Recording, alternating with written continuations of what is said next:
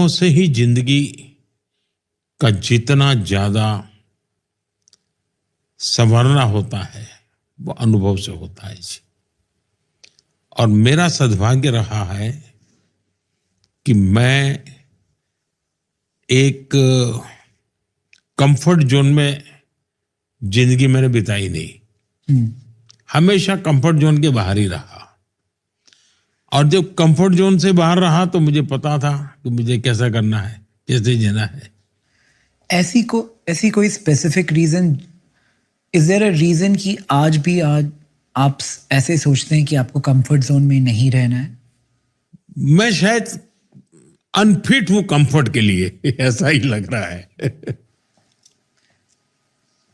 But आपने ऐसे भी सोचा है कि क्यों, आपको क्यों लगता है कि आप अनफिट है कंफर्ट के लिए? मैं जिस जीवन को जी करके आया हूं ना, इसलिए मुझे बहुत बड़ी चीजें हैं मेरे लिए। मुझे छोटा सा भी मेरे मन को संतोष देता है, क्योंकि मेरा जीवन का जो बचपन का जो व्यक्ति का एक मन तैयार हो जाता है, उससे वो बाय एंड लार्ज उसको लगता है कि संतोष है, बाय एंड लार्ज लगता है संतोष है। क्या आपको ऐसा भी लगता हो सकता है कि comfort comes in the way of achieving your end goal? ज्यादातर तो मैं मानता हूं कि जीवन में कई लोग विफल इसलिए होते हैं कि वो कंफर्ट जोन के आदी हो जाते हैं। जो लोग कंफर्ट जोन से, इवन एक बड़ा उद्योगपति भी अगर रिस्क नहीं लेता है, कंफर्ट जोन से बाहर नहीं आता है, उसके कंफर्ट जोन के लेवल अलग होंगे, तो कालक्रम पे वो खत्म हो जाएगा जी। उसको बाहर आना ही पड़ेगा।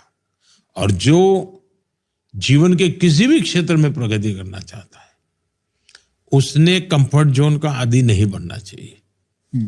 रिस्क लेने की उसकी जो मनोभूमिका है हमेशा हमेशा उसका ड्राइविंग फोर्स होती है जी।